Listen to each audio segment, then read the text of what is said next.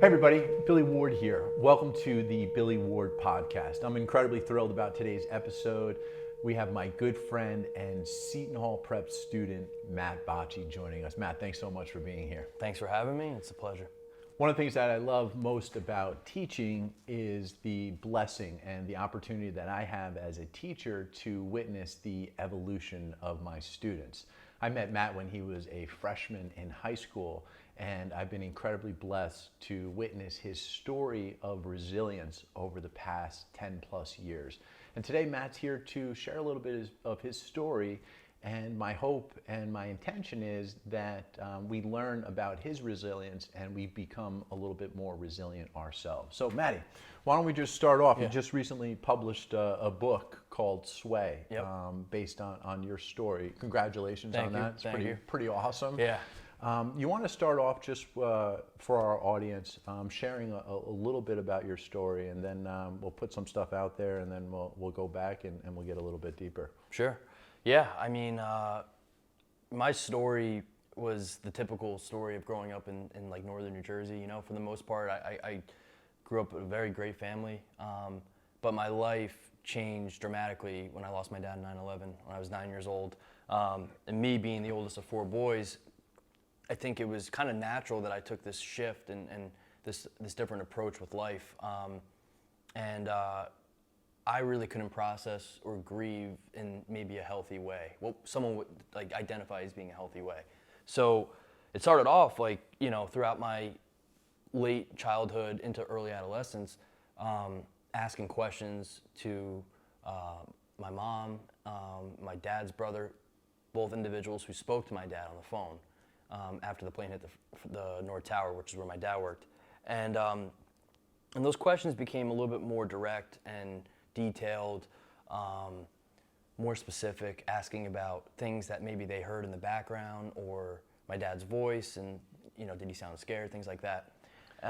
If you don't mind me asking, Yeah. that's some pretty heavy stuff there, and the whole world knows about this day on 9/11, and here you are, 9 years old, not only learning about the loss of your father, which is just a trauma that nobody could have scripted, but then you're also hearing information about, you know, your mom talking to your dad and your two uncles also having a moment with your dad. And your dad worked for Cantor Fitzgerald? He worked for Cantor Fitzgerald, yep. So he was up on the top of the World Trade. 105th floor of the North Tower. If you don't mind me asking, what were some of those conversations like for your mom and for your uncles? So he spoke to my mom first. So the thing that people don't really know, I don't know if this was specific just to my dad or just in general, but I assume that it was general. But my dad worked in the North Tower where the antenna was. And he only called from his desk phone because he didn't have cell service in there. So anytime my mom got a call from his cell phone, she would automatically assume that he was out of the building. Leading up to 9/11, my dad had this, what I consider a spiritual experience, where he woke up in the middle of the night and saw his late aunt at the foot of his bed. And she was holding his sister who passed away as a baby. His aunt had died from ALS, and you know, as you know, it's a very deteriorating disease. And she was standing there healthy, and he was convinced like it wasn't a dream. Like he felt her presence, and she was there in like a ghost form. And so he had a sudden shift and was like, "I'm not happy. I want to find a new career, something that makes me more passionate in life." And so that weekend before, once again, he expressed these same things to my mom and was like, "I'm gonna quit." So that morning when he called, she was like, he finally quit. And my dad, being the prankster that he was, when my mom picked up the phone and he said, you know, "Michelle, do you have the TV on? A plane at the building?" She thought he was joking, and she was like, "This better not be some sort of sick joke." And the line cut out, and then they spent the next, what probably seemed like eternity, but it was only a few minutes, going back and forth, calling each other. And they would get connected, but they couldn't hear one another. So my mom would call him and he would pick up, but it would just be like static in the line. And then he would do the same, you know, he kept calling and calling. Finally they get connected again, and then that's when he tells her, "Michelle, I don't know if you can hear me, but you're love of my life, I'll love you forever." And he said goodbye, and she said, "I love you." And that was, and she doesn't know if he heard that, but that was the last that she spoke to him. And then pretty much soon thereafter, his brother, my Uncle Tony, kept calling my dad because he saw what was going on. And he said he probably called for like 50, he thinks he called like 50 plus times. And like he just pretty much gave up hope that he was never gonna get through and talk to my dad, his brother. And he finally did one last time, and he got through. He just kept trying, was persistent, and got through. And he said, John, get out of the building. And he was like, and he just said, Tony, I love you. And to our knowledge, that's the last person that spoke to my dad on the outside. And so starting to hear about those things and those calls, like it was pretty much subdued for a while. Like I don't think I heard about it right away.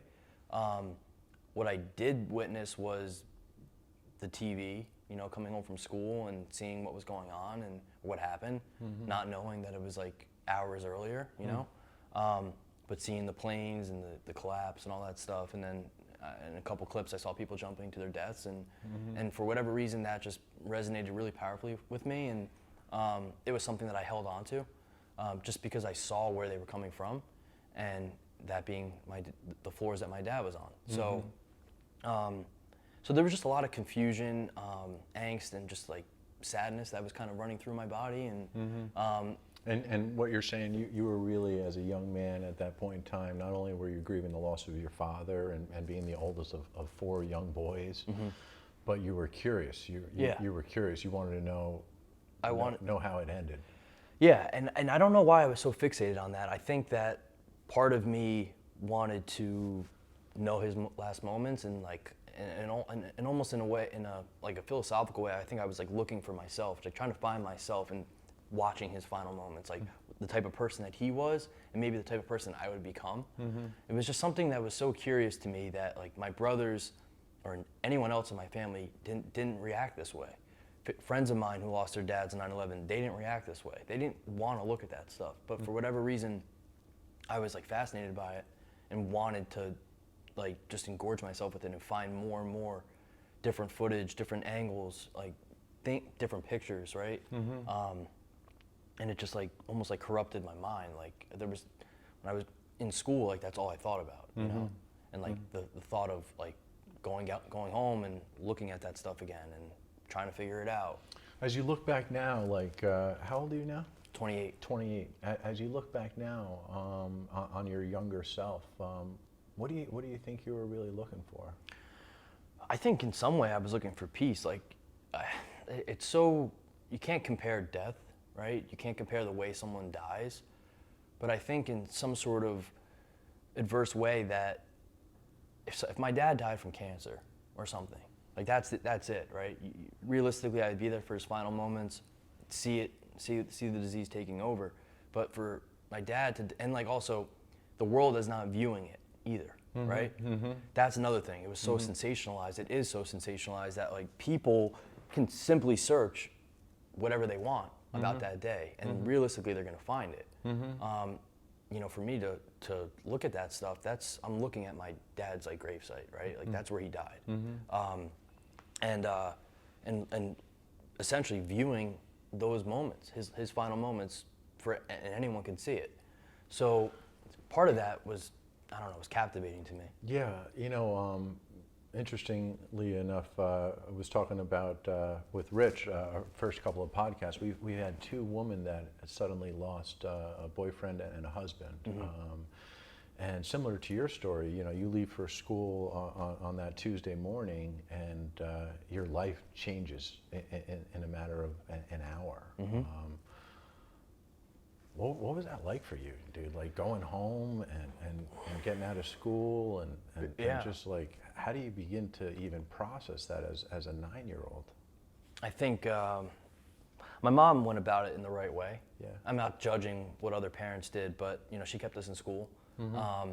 They came and pulled us out of class. Myself, my brother Nick, and then 2 other students whose dad worked there didn't die. And they said, plane hit your dad's building. They're evacuating the tower. They're safe. They didn't know. They're young 20-year-old teachers, I guess trying to just comfort us. But I started to think that things were odd when kids were getting pulled out of my class one by one, and I was the only one staying. When I got home, we live on a cul-de-sac, and walking up the hill and just seeing cars everywhere. it just didn't seem right. It was like we were a very close-knit family. Family events are very important. Big family, Italian family.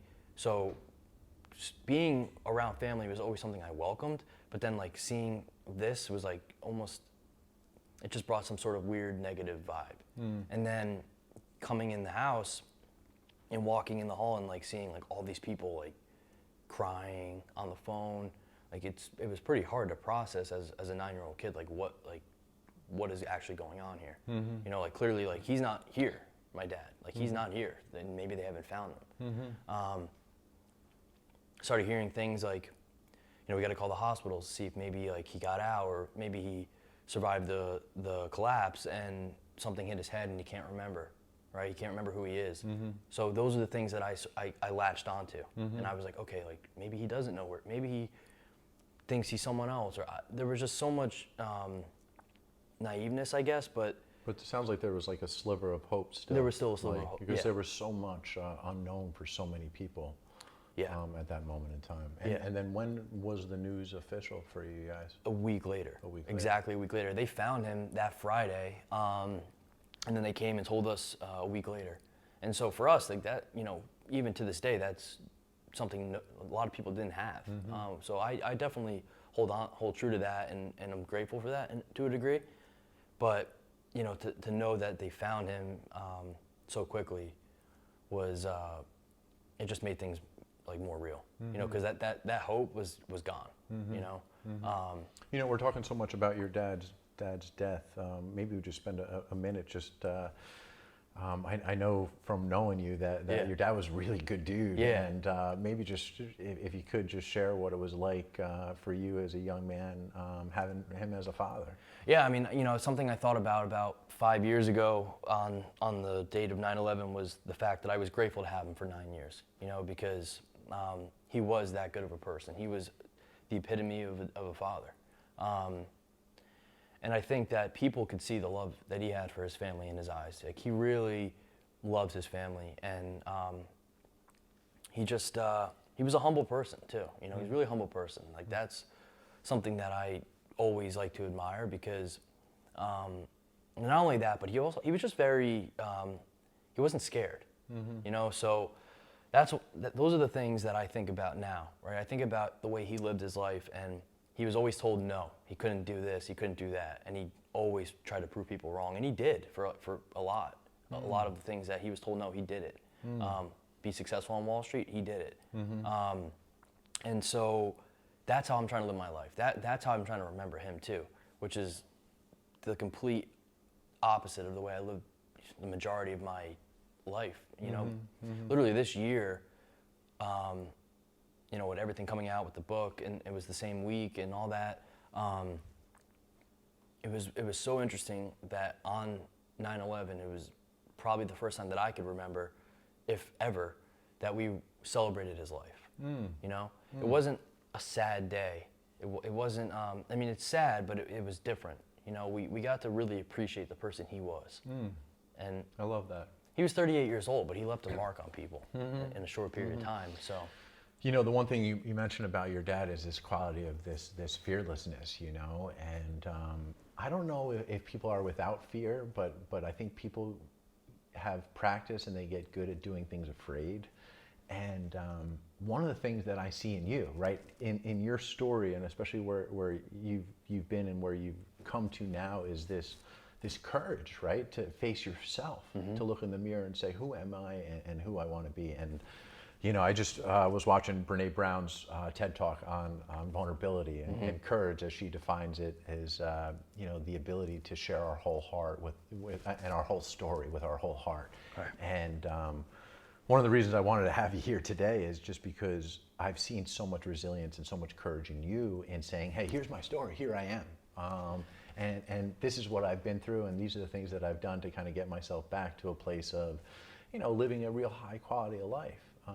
So when I met Maddie, he was a freshman in high school, and I have to say this. I remember your like white button-down shirt and your like little blue and red Oxford tie, and you were just Little guy. a little guy, and you were adorable. And I was introduced to you as a young man who had lost his dad. And as a teacher in those moments, right, you see a young man and you see his life kind of unfolding, and you want to just grab him and say, hey, dude, come with me. And you were that type of kid. You were just so likable and lovable, and so good in so many ways.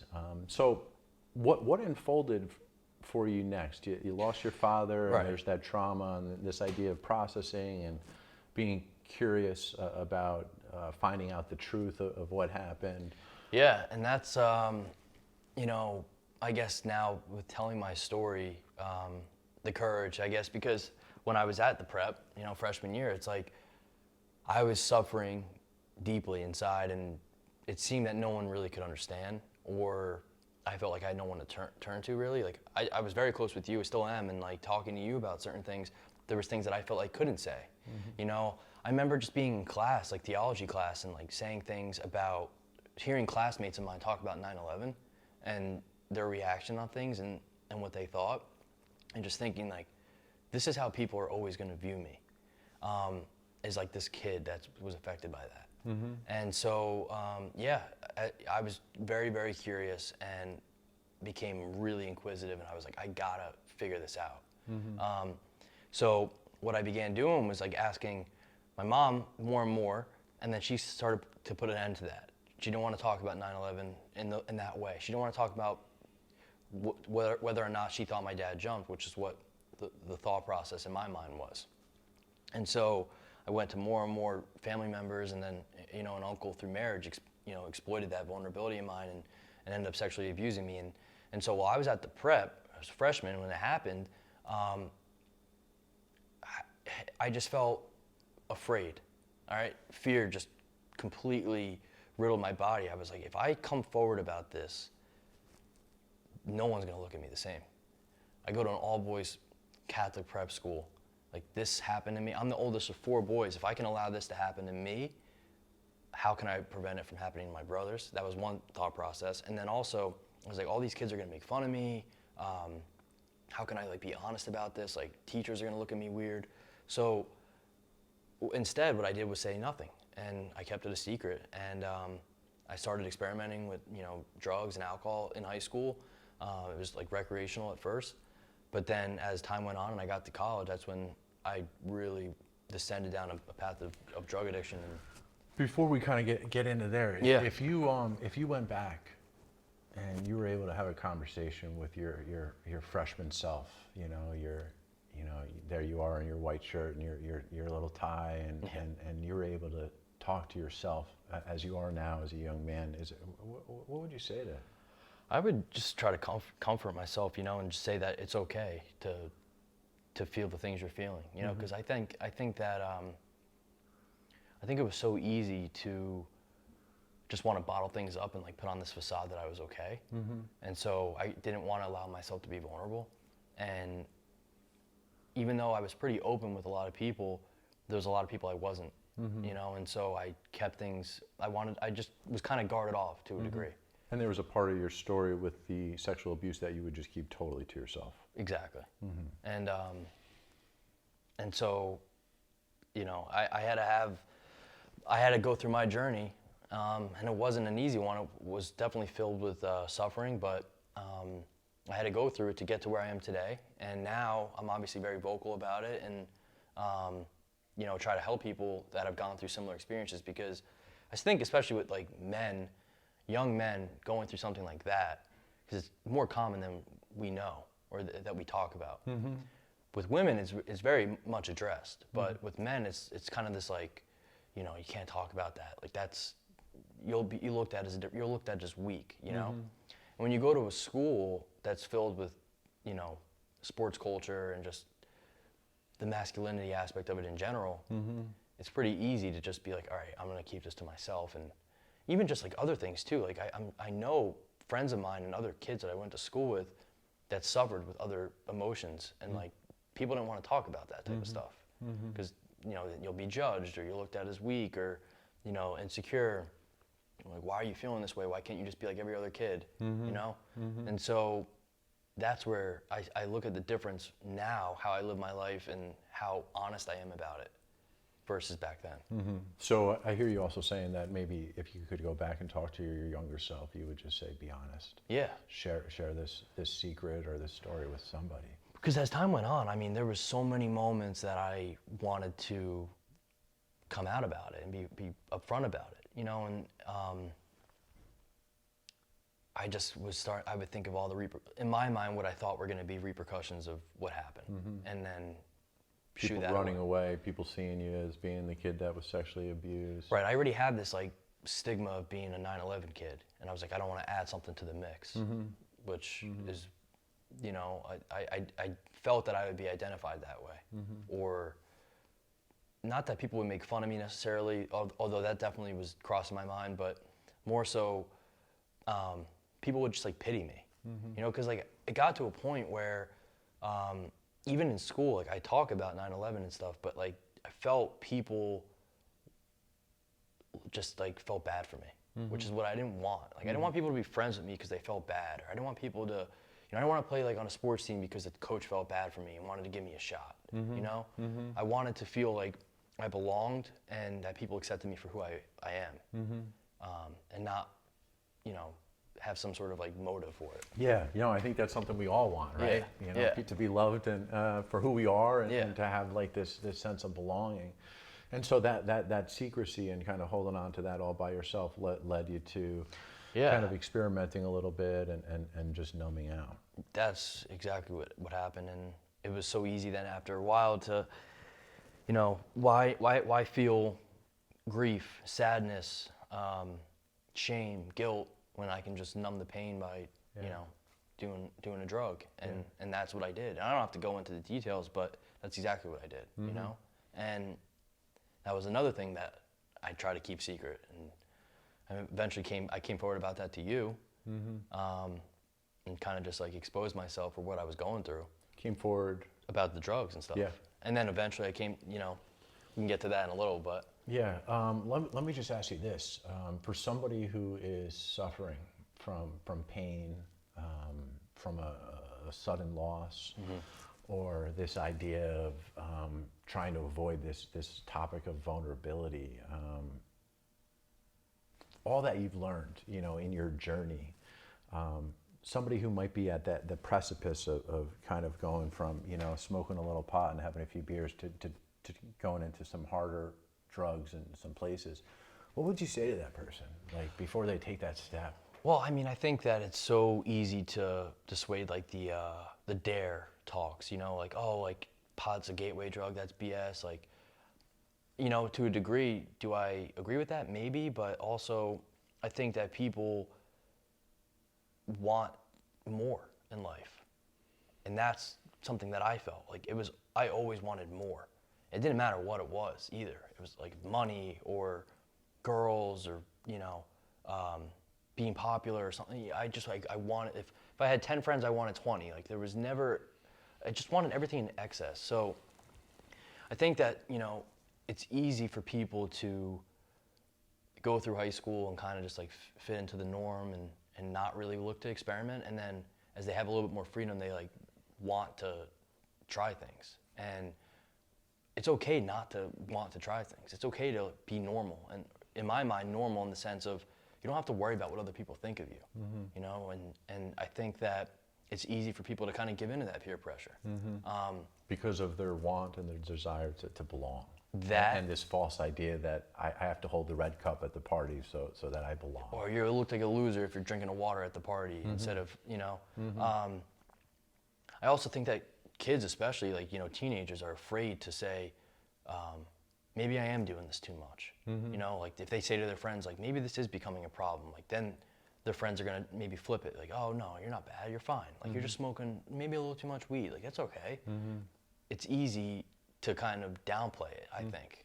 When did you get to that point in your journey where you were able to be honest with yourself and say, hey, I got a problem and I got to do something about it? Like, what happened around that time? You know, I had been in and out of treatment. That didn't really matter. I had legal trouble, severe legal trouble. That didn't matter either. And I had a spiritual experience from my dad, which is what, at the end of the day, I said, you know what, enough's enough. I'm done. I'm gonna give this a shot, and if I fail, I fail, but at least I could say I tried. So essentially what happened was I went to meet with my probation officer for what I was under the impression was a mouth swab drug test. So I had some pretty great people in my corner saying, oh, like, you know, why don't you just get this detox mouthwash? It's take it, tastes like crap, but you drink it, you swirl it around, and it gives you clean saliva for like 45 minutes. I was like, okay, that's easy. I also got fake urine, and at the last minute, I decided not to bring it with me that day. So I went in there, and I was very confident. You know, I'm sitting there looking at the time, like, all right, I have 30 minutes now of clean saliva, 20 minutes, and then finally she calls me in, and I'm in that window, and I was sitting there, first time I met with her, and she's telling me about all my charges and, you know, how severe it is, and I can go to jail, even though I have no priors or anything like that. And she, in front of her on her keyboard was a mouth swab, like in the little plastic packaging. So I'm thinking in my mind, I'm like, this is the easiest thing I'm ever gonna pull off. She's like, if you pass this, I'm gonna drop your charges. If not, you can go to jail. I said, okay. So she's looking at me, and I just see a look on her face, and I'm like, why is this lady looking at me this way? Like, what is it? She's like, are you gonna pass this drug test? And I said, yeah. And she's like, are you sure? I said, yeah, I'm positive. And she's like, okay. And she like bends down, and she grabs a cup, and she goes, go pee in the cup. My heart like sunk. Of course, I failed for a bunch of different substances, and then I went home after she tells me, look, I'll give you one last shot. She's like, I don't know if this is a cry for help, because I had like 2 months notice of this test. And I was like, in my mind, I was like, okay. A month went by, and I was like, okay, maybe in a week I'll try. There was no, I knew I had a problem. I accepted the fact that I was who I was, like that I was a drug addict. But I also welcomed the fact that if I died a lot, like because of that life, I didn't care. I just didn't want to be anymore. I just wanted to be gone. And I tried, you know, I had suicidal ideations, and tried taking my life. It didn't really work. It was kind of a half-hearted attempt. But when she gave me that last shot, I went home, and She said come back in a month? she said, come back in a month, and if you're clean, I'm gonna drop your charges, but if not, you're gonna go to jail. She didn't say for how long. She just said, you're gonna go to jail. So I went home, and I just kept pacing around. Rolled up a joint, and I was like on the phone with people, and I'm like, do I do this? Do I go back? Like, I went into the bathroom when I peed in that cup, and the guy didn't even look at it. Like, you're supposed to look at through the mirror to make sure you don't have any like toy or something that, you know, Wizenate or anything like that. And so he didn't look. And so in my mind, I was like, wow, I could have gotten away with this. And so I had friends, you know, the devil and angel scenario, each shoulder, and one was like, listen, I want to get sober. Let's get sober together. I'm done living this life. Another one was like, just go back in a month with the fake pee and you're fine. And so I played out that scenario each way, and then I was like, all right, like, I'm gonna go outside and smoke this joint. So I went out in the backyard, and I was out there I looked up in the sky, and I was just kind of like mesmerized and blown away by how blue the sky was, and it brought me like right back to the morning of 9/11, how clear and just perfect the day was. And I started crying, and I was leaning against a railing in the backyard, like on the deck, and I just said, Dad, like, please give me a sign, I need help. And you know, when my dad passed away, my mom was told pretty immediately, look out for the signs. And a night or two after, this fly landed on her nightstand, and that was her sign that my dad was at peace. And that fly ended up like living in our house for like 6 months after, and it would just like be around like all the time in the years to come. And so that was like the sign that we use as my dad. And so I say that, please give me a sign, I need help, and this fly lands right on the railing, and I was just like broke down crying. Which for me, crying in active addiction was rare. You know, I didn't want to feel any pain, and if sadness was one of those emotions that was coming up, more and more drugs and alcohol to numb it, so it would go away. But I couldn't stop myself from crying, and I filmed it on my phone. I said, you know what, I'm done. And I called up a detox facility, and I said, I need a bed. And they said, we can't get you in for another couple of days. I said, all right, book it, I want it. And I did that, and then I texted my mom like this long, long message saying, all these things that she was already under the impression I was lying about. I was like, I have been lying about it, and I was like, I'm going to get help. I'm going to treatment. And then I've been on that path since. That was 5 years ago, over 5 years ago. Unbelievable, dude. I think, you know, I've goosebumps just listening to Yeah. that story. You know, I think what I love most about that story is your willingness to have that inner dialogue with yourself. And recognize that we all have like thoughts that come from love and goodness, and then thoughts that come from evil and want to justify like, hey, you're okay, everything's going to be okay. Right. And not only were you willing to have that conversation with yourself, an honest conversation with yourself, but then the next step was you asked for help. You surrendered. You're like, dude, I'm fucking at rock done. bottom here. I need help. Yeah. And then divine intervention from the fly. Yeah. You know, being a symbol of your dad's presence, saying, hey, I got your back. I'm here to help you. And I think I also hear something else, and maybe this is a shift for you, but I also hear you saying in that moment that you want more life, right? Not more beer or more drugs or more pain, but more life. And the ability of you to witness that, and then to recognize that, and then to put it into action, like, hey, how I'm living isn't a reflection of the truth of who I am, nor is it a reflection of the young man that my dad raised for those 9 years.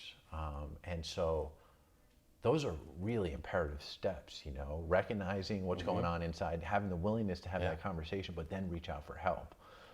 Prayer, but then literally reaching out to your mom and saying, yo, here I am. And then how does your mom respond?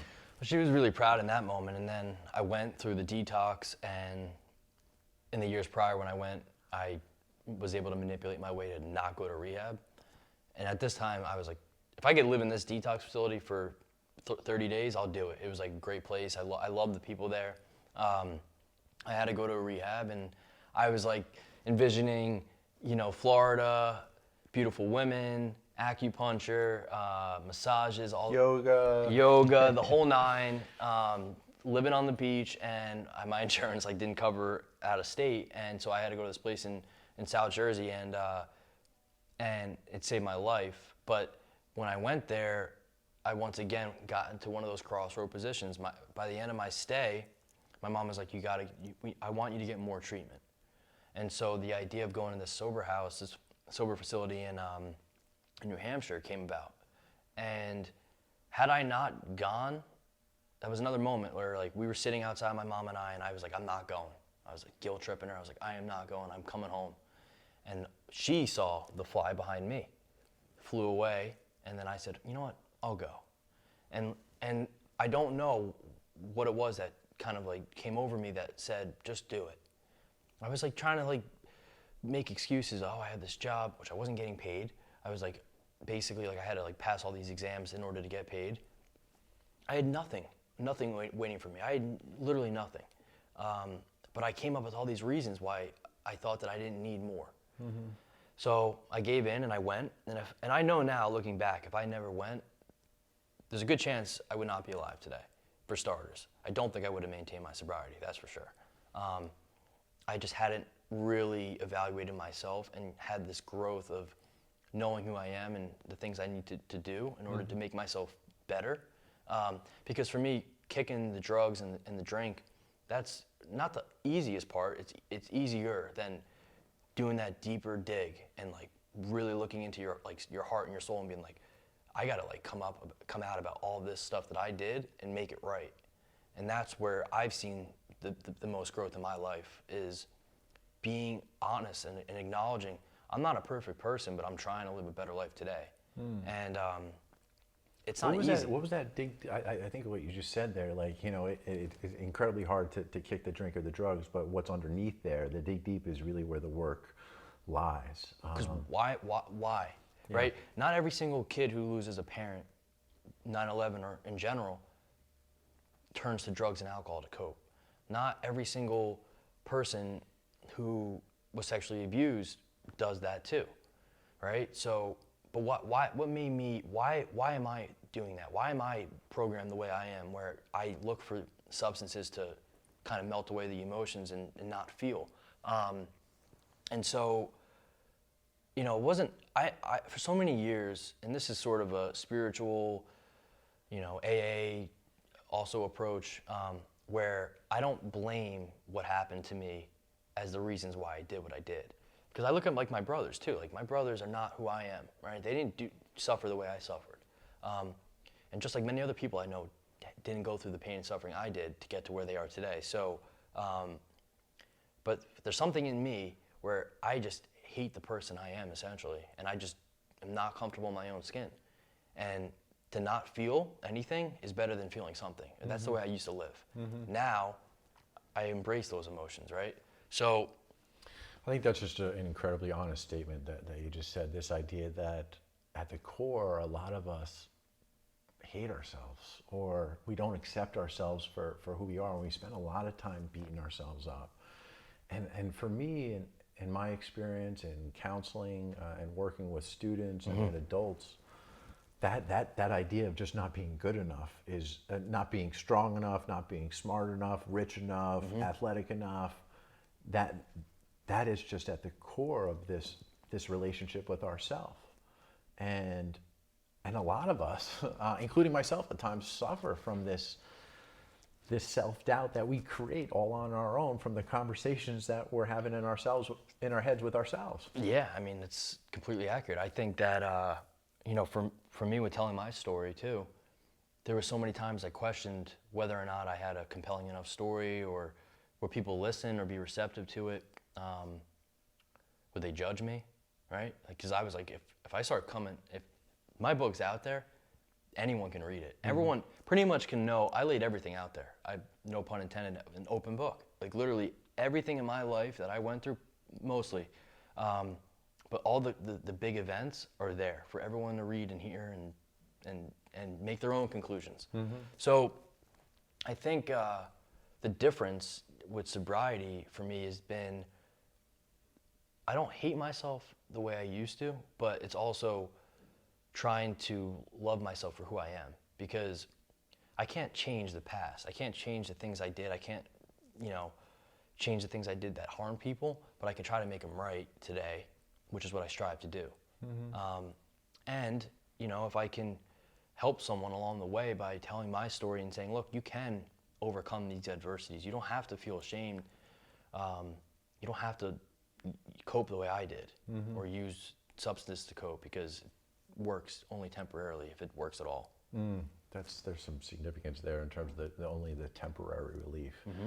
Let me ask you, so as you're moving through the treatment facilities and the house up in New Hampshire, at some point you made a decision to share the abuse. You want to talk a little bit about that? So, because there's also probably people in our audience that are suffering and that are suffering alone. So I was about 7 or 8 months sober. I was advised to start making amends to people. I had come forward to my sponsor at the time about the abuse, and he was like, you're going home. So we would take drug tests on Mondays and Fridays. So typically the way it would work is you would take your drug test, pending you pass the drug test, you can go home. You'd have to be back by Friday for the drug test. And if you didn't get back in the window, you could, you know, get your phone, all these, you know, repercussions, whatever. So I went home, and my sponsor was like, you should tell your mom about what happened. Because what happened was that individual was reaching out to me. He had reached out, I had a conversation with my one brother where things just didn't feel right, and I was starting to wonder if he was trying to do something to one of them. And so came home, and on my last day, Friday, I still had not told my mom. And I was supposed to meet up with my Uncle Tony for lunch, and I go to meet up with you at the prep, and I'm thinking... At Whole Foods. We went to the prep, yeah. So I'm thinking that you and I'm going into the prep, I'm gonna see some old teachers, I'm gonna see, you were teaching again, like, cause when I was there, you were counseling, you were a guidance counselor. So I'm thinking, all right, I'll like go to your class, maybe I'll say a few words or something, I didn't know. But I parked there, and I started walking up to the side, you know, the side entrance, and you walked out. So I didn't even step foot in the prep. You're like, let's go grab some lunch. I was like, okay. So we go to Whole Foods, and then it's one of those things, indescribable moments where I can't really pinpoint why I said it, but I did. And we're sitting outside eating, and then maybe we're inside. I think we went back to Seton Hall and we were in the chapel for some reason. We ended up in the chapel. We went back to after I told you. Yeah. And so I said to you, I told you what happened, and I told you that I was supposed to meet my uncle for lunch, and you were like, you got to tell him. You got to tell him. You got to get this off your chest. You were meeting another uncle. I was meeting my dad's brother for lunch. Yeah. Let me ask you this. What was that like in that moment that you shared that with me? Well, I mean, I think I mentioned it to like one person when I was like under the influence, like years prior, and it didn't have that relief. But when I said it to you, it was like someone who I valued and looked up to. And also someone who knew me, you pretty much knew my most vulnerable and raw self at that time. Besides the fact that I didn't tell you about that, I talked to you about everything else. Mm-hmm.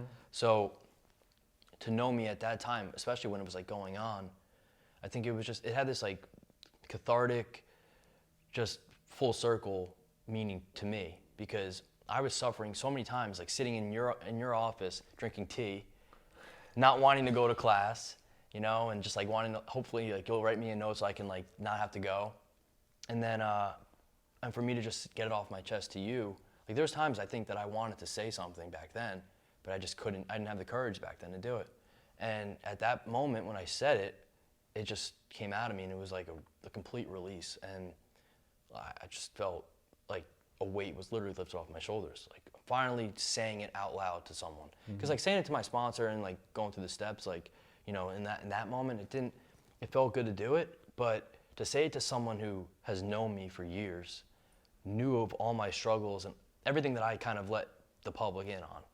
Yeah, I was doing too many drugs. Yeah, my dad died 9/11, but that was like, that's going to the grave. Yeah, and that was deep. Yeah. That was deep. And to say that to you, it just was a moment of growth. You want to ask me how it felt? Yeah, I would love to know how it felt. Good. I was honored, just incredibly honored that you felt that the space between us was comfortable enough for you to share that deep, dark secret with me. The second thing I felt like I just wanted to scoop you up and love you more. And I mean that, and not in a way that was like, I have pity for you for what you've been through, but I want you to show you a healthy relationship of just love. Mm-hmm. And so for me, as a teacher, I felt a little responsible for you in that moment, and I was like, we kind of have to respond to this in a just way. And I think we did, Absolutely. I think we did. You were able to address it with your dad's brother, with Uncle Tony, who then was able to put some stuff into action with our justice system, and correct that uncle did spend some time in jail. He did, yeah. He got out back in August. Mm-hmm. For me, I got to a point where I knew he wasn't going to be gone forever, and I accepted that. And so I knew that the day he would be coming out, and just try to live my life the way I continued to live it before, when he was gone. And, it's not been easy, but it's also something I'm kind of just like trying to put to the side. Like, I don't need to reminisce about this or focus on this. He served his time, and, of course I wish he served a longer sentence, but where do I grow from him being there? Mm-hmm. Right? Because that's something I started thinking about. Like, why is this happening? Like, why is it that he's getting out right before my book's coming out? Like, there was like just something deeper there that like I was trying to really process, because it just didn't seem like a coincidence to me. I don't believe in coincidences anymore, and that was like one of those moments. I was like, this is just something else. Like, and so challenging you to respond in a way that is more true to you now than maybe in the past. A healthier way. I have to live my life. I can't let these things that happen to me bring me down the way they used to. Yeah. I can't feel pity for myself. That's the thing. I thought everyone felt pity for me. I felt pity. Yeah. I felt the most pity. Mm-hmm. And so now it's like, all right, I'm living my life. Like, I did what I had to do. And I came forward about it, I acknowledged it, I addressed it, and now I have to move forward. Mm-hmm. Same way I you know, held on to my dad's death. Now I'm moving forward, and that stuff's gone, and I focus on his life, and I need to move on with my life. Mm-hmm. He wouldn't want me to be miserable, sitting there looking at that stuff. You know, it would prove as like a disservice to the life that he lived. You know. Mm-hmm. Mm-hmm. There's a lot of stuff in there, man. So lot much of stuff. Let me ask you too. You know, you had mentioned that one of the reasons you kept this part of your story so much to yourself was some of these fears you had, like people would label you or make fun of you or judge you. Did any of that happen? I mean, not to my knowledge. I think that I had a couple friends of mine read early drafts of the book, one of which was my best friend from high school, John Gallagher. And we went to college together, and he stuck by me through it all. And so I asked them, I said, listen, did you look at me in a different way after you read that stuff? And they all said, like, no. Like, you were a kid, and it's like, they understood, right? I think it's so easy when you go through that to think that people won't understand or they're gonna look at you differently. I thought that, I'm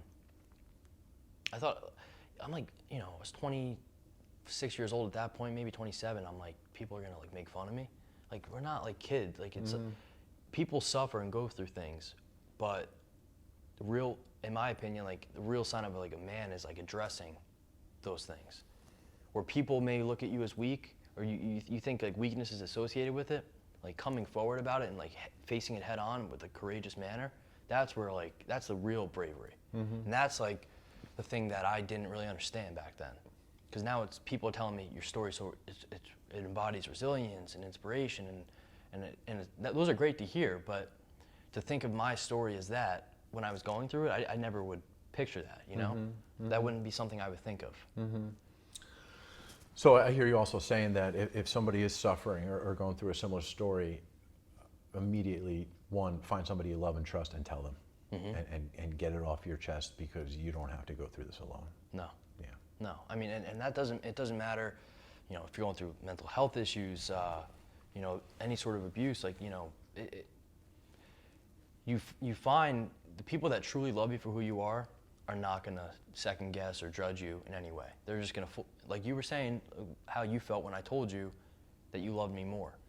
I think that was like another thing too, is that I was looking for a father figure for so many years, and someone like you, I looked at as that, and then to have that sort of like dichotomy of like two different ends of the spectrum, it was like, how can I tell him this? Like, he's gonna think of me differently. You know, it's just like so easy to think the worst of yourself.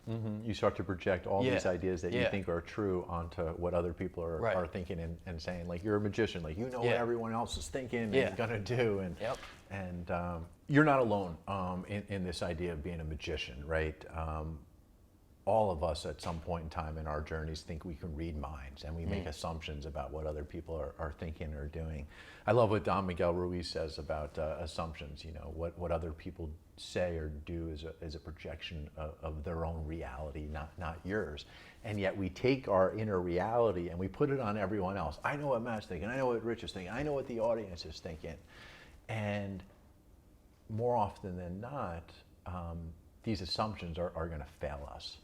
And so I think what the process is instead of guessing what other people are thinking, give them a chance to tell you by being authentic yourself. And I think for you and I, at lunch at Whole Foods that day, right, there was already a foundation of the relationship, so the trust was already there. Right. But at some point in your inner dialogue, you decided that your fear around telling somebody or me in that moment was less than your desire to want more life, and you took a risk, and you took a calculated risk because it was with somebody you knew, who you trusted and loved, and my hope is that it was received in a way that said, hey, this is the beginning of your healing, dog. Like you put it out there, and I'm like, the courage that it took for you to share that with me, experience that, witness that, go through everything that you've experienced from 9/11 to to the addictive experience with the drugs, and then to verbally sit down at a Whole Foods and say, you know what, I'm going to let it rip. Yeah. And like I said, I just felt so honored and humbled. And I've been in, I think we've all been in situations where we have to tell somebody something that's going to be uncomfortable, and it's that idea, going back to your dad's courage, like do it afraid, and see what happens. Yeah. And in that moment, it was so cathartic for you. One, you could take the burden off your shoulders and share it with somebody. Nobody can carry it for you, but you can share it. But there was also tremendous freedom in saying, hey, this is where I'm at, and this is what I've experienced. Do what you want with it, but I'm here, and this is who I am. Yeah. And one of the things that I'd like to get to with you as well, I always loved those conversations and guidance when you were a freshman. You were just like a sweetheart of a young man. But I have to say that the conversations we're having now are so much greater and so much more meaningful to me as a young adult, to have you in my space and to be able to relate to you and to know you and to witness this evolution of you as a person has been such an honor. And I even find myself being vulnerable with you, like, hey, me too. I'm struggling with that too, or I'm dealing with some depression or whatever. I feel so at home sharing my journey with you because of the comfort and the confidence that you've had in sharing your journey with me. And I think for young people your age in their 20s, one of the things that has inspired me most about you and your journey is your commitment now to yourself, to the truth, to taking care of yourself, to creating meaningful connections with others. Even your ability to sit here today and be yourself and be comfortable with that is like, it's fucking awesome. And so what are you doing now to maintain this approach, like this philosophy of life that you've cultivated on your own? Well, I think it's easy to want to downplay mental health and stuff like that, topics like that people, especially when it comes to men, and I don't want to feel like I keep honing in on that, but it's easy to not want to say, I'm going through this, I'm anxious, I'm depressed, I'm going through a difficult family thing, I'm going through horrible relationship, toxic relationship, whatever it may be. We're almost like brought up with this, and it's different now. It's definitely different now. But I feel like when, growing up, it's like you're not enforced to, you're not like urged to talk about your feelings as much, right? So I've noticed that by identifying and even if it's like the thing that I don't want to admit is the truth of what I'm feeling, by saying it out loud, there's already some sort of growth right then and there. So a big reason why I think my outlook on life, I remember like you were the one who started kind of teaching me how to meditate, right? And I used to look at meditation in a different way as I got older. I'd want it to be on this like Buddhist plane of like, I'm like out there, right? But now, sometimes the way I've kind of viewed it with sobriety is when I'm like praying, because like I view my dad as my higher power. I grew up Catholic. I went to a Catholic school. I went to Catholic high school and college, but my relationship with God is separate than my relationship with my dad. And so I'll be viewing prayer as this, talking to my dad like he's sitting right here. And that works for me. But the important thing, and the other side of that, the flip side is the meditation is trying to listen. That's how I view meditation now, is listening to my higher power. What is next for me? And I was trying to describe this to my mom like a week or two ago, and like a big life decision I had to make. And things that I had been kind of thinking about and not really acting on, and I noticed that I hadn't been meditating as much. I read a daily meditation book, and then I read a Stoic book too, and I have like these other readings that I read. And so typically I meditate either before or after those readings. I noticed that I hadn't been doing it as diligently. So I was like, all right, I'm gonna sit down, random time in the day, and just started doing it. I started meditating. And it was like this, I can't really describe it as anything more than just an experience of clarity. And I had like all the answers like laid out for me. Like the things that I had been contemplating for months, even close to years, just were like given to me in a sense. Like it was just, and it's not always like that with meditation. It's not like every single time I meditate, I have this spiritual experience where my life is laid out for me and I know what I have to do, what's gonna make me happy. And I've noticed that, you know, especially with coming forward about these difficult topics to discuss, sometimes those are where the most growth can be had. I mean, there's things that to make myself better, right? Like I was pretty overweight with addiction and then in early sobriety. Okay, so I started eating better and working out, being mindful of that. Okay, that's something that's a positive way of growth, but identifying negative stuff that we feel and experiences that we go through, or you know, maybe there's this obstacle, like, you know, I've been reading The Obstacle Is the Way by Ryan Holiday, and like identifying these obstacles as a means of growth, not as an obstacle that's going to prevent us from growing. And that's how that's how I live now. And that's not to say that, you know, because I'm A, sober, B, a little bit more mindful, that my life is always great. You know, I feel emotions now, and that's like one of the gifts. That's like the main gift, I think, that I kind of cherish the most at times, is the fact that I can feel all these different things. I could feel sadness, grief, happiness, but be able to enjoy them for what they're worth and maybe what they have to offer for me. I love what you said about meditation and prayer, and you hit it on the head. That Yeah. I read from some author, prayer is when we talk to God, and meditation is simply when we listen. And I think I love too that as a young man, you're creating that space where you can have a time and a place to just listen. Right. And a lot of us we're caught up, even myself at times, a daily meditator for years. You're caught up in the chaos of the daily rituals, the shopping list, the dishes, the laundry, and you forget, because that's sometimes the first thing to go. Oh, I'll take that 20 minutes and I'll do something else with that 20 minutes. And yet for you and for anyone who does create that space, it becomes such a significant place for, as you said so beautifully, that clarity over what that next step is. Right. Right. I love that, man. What else are you doing? What else are you doing to take care of yourself besides prayer and meditation? I've been reading a lot. I've always liked to read, but I've been reading a lot and trying to grow by identifying what makes me me. And then also where I'm really keeping up on myself is writing about it. I mean, yes, I wrote a book and I'm planning on writing another one. And I like to write nonfiction. Not to say that I'm like some, you know, cocky person that I want to just write about myself, but when I sit down and like try to slow things down, sometimes most of the time when I write, I don't think about what I'm gonna write. Like when I had to write about the abuse, I didn't go much more than this is what happened to me. And then I was like, this is a bunch of BS. I'm not doing anything here to help myself or anyone else.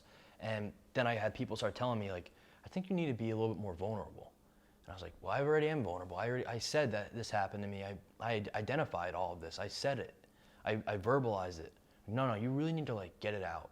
And that's what I started to do, was write about it, and like write about things that I never thought I would discuss, right? And openly admit on my behalf that I did this or this happened to me. And then like to get it all out there was like literally moving like from point A to point B and like seeing that change. And so now, instead of just putting out the data, but putting out, you know, hey, this is what happened and this is how I felt, and these are the questions I was asking, and right. These and are the now doubts sometimes that I it's had. like I want people to see in my words the pain. I don't have to say I felt pain.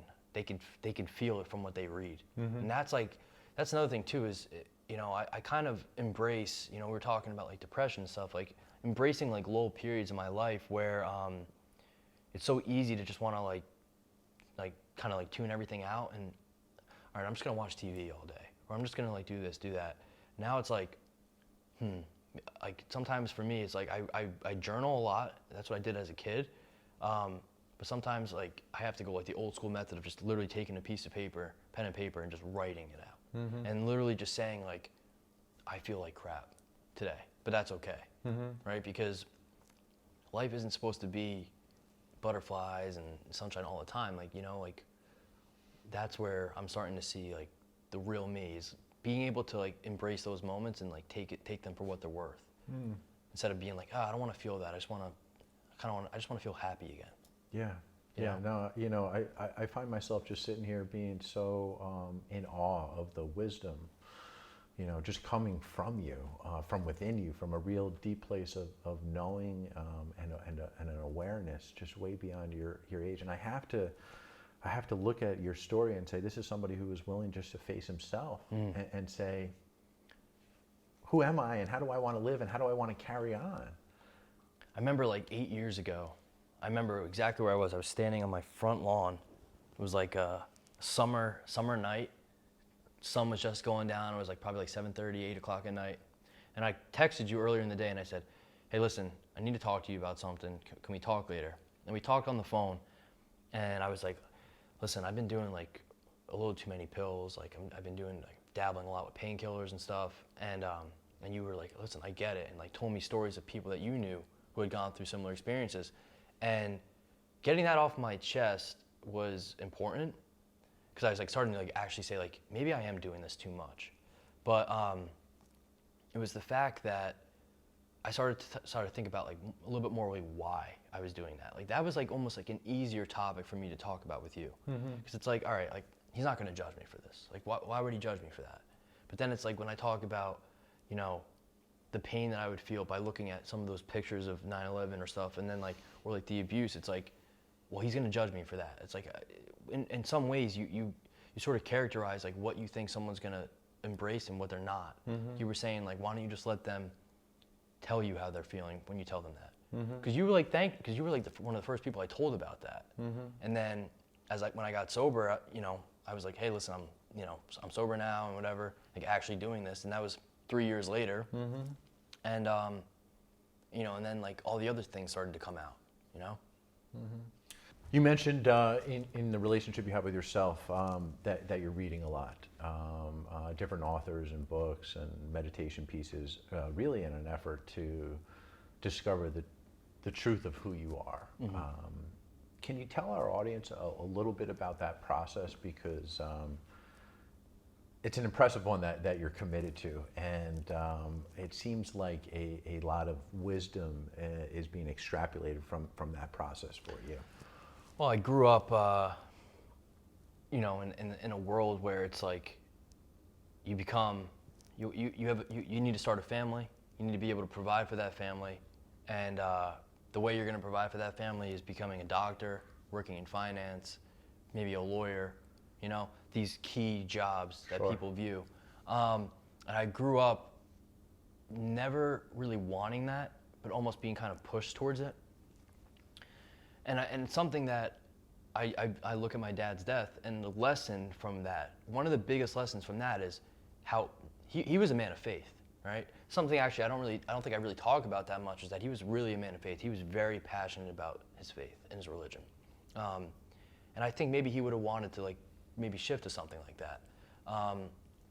But the fact that he was miserable and didn't have the chance to embrace life and like for whatever he could have done with it, you know, like finding his new meaning. That's what I'm like trying to hold on to now. So growing up and being kind of told too by like people like yourself, and I had this one camp counselor who told me the same thing. He's like, you have a different meaning. Like you should go into social work. You should go into therapy or counseling or something. Like you have something to offer to people, like just a way of like being like empathetic and being able to connect with people. You don't need to do that, finance and all that stuff. But I still did it, and then I was miserable, and then I wanted to feel nothing. So then I would just take drugs and drink and like not feel any pain or not be embarrassed about who I was. So now I've learned that where I am today is exactly where I need to be. I'm not sitting with, you know, trillions of dollars in the bank, but to say that, you know, I'm not the happiest I've been would be an understatement. Like, I'm fulfilled right now. And that's what I'm starting to learn, because reading this book called The Body Keeps the Score, and it talks about trauma and how the body reacts to trauma. And I look back at some of my experiences with being sober, coming forward about the abuse, and the fact that I blacked it out. It's like the body is like reliving these emotions and these feelings, and like for me to at some point, like I had to like really dig deep to like remember certain things that I just like pushed away. I was like, this is not coming out ever. And then in doing so, like, you know, I'll read some of these pieces where maybe like the ideas that they're laid out, or they just seem so unachievable, but to simply like try to like live your life in the moment too, you know, and just like I'm okay with where I am, and that's like that acceptance is like the difference, because it's so easy to want to be like, I want more, like I want a big house, like I want a lot of money, a nice car, but then just to be like, it's okay that I don't have those things right now. Like, am I really happy inside? Like, am I doing what I think I'm meant to be doing in life? And I had this conversation with one of my dad's coworkers, colleague of his, who actually was the first person who was on the phone with him when the plane hit. Found that out years later. And he read my book, or he listened to the audio version, and he said, he's like, this is like what you're meant to do. Like, this is like, you're meant to do this. You found your purpose. Because he was like trying to help me. He was like, yo, I can try to help you get like a job like at my firm or whatever. He's like, don't. He's like, I won't even like let you come in an interview. Like, this is what you should be doing. And he's like, you know, just keep at it. And like, you know, the rewards will reap themselves in time. And that's like what I keep trying to remember. I really love that, and you know, I get a sense of your dad's spirituality from some of what you've shared about him, and that the vision he had of his aunt and his want to maybe create a shift. And I find myself, you know, with my sons at night when I put them to bed, I say, hey, you know, follow your heart, find something that you really, really love to do. And it seems like that's what you're doing.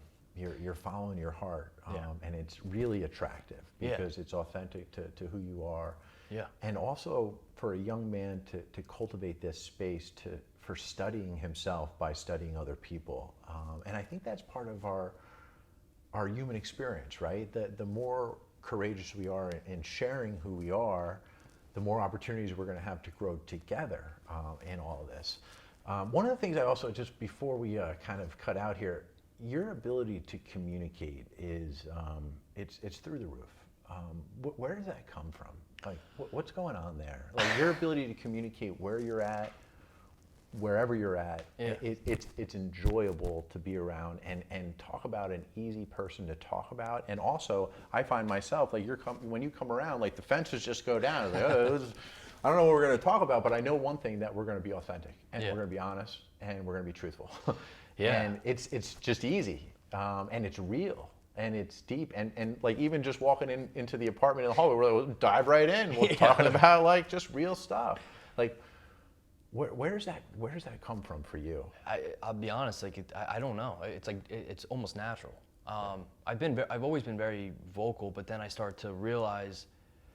So I remember coming to your classrooms, right? And like, this is like in part, like, not every single day am I talking about my story, right? And like this, in this sense. Let's just stop there for a second. Maddie came to my class. I'm still teaching seniors, and Maddie came and he shared his story. And these are 18-year-old men, probably about 22 guys, and you could hear a pin drop when Maddie was talking. He came in and he just started opening up, and those guys had 100% of their attention on you. And that was where I started to think to myself, like, another full circle experience. The fact that I was so scared back then to be like, to my brothers at Seton Hall Prep, and be like, this is what I'm going through. Thinking that they're gonna judge me or like not wanna be around me.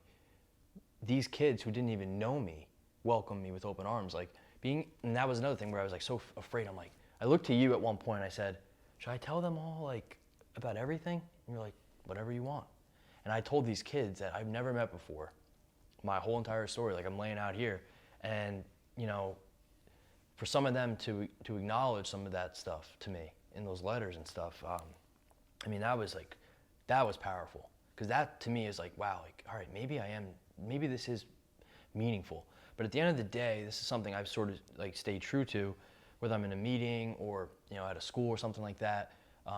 I feel fulfilled and I feel purpose when I tell my story, because if I keep this stuff inside, all the negative ways that I used to cope are going to come back.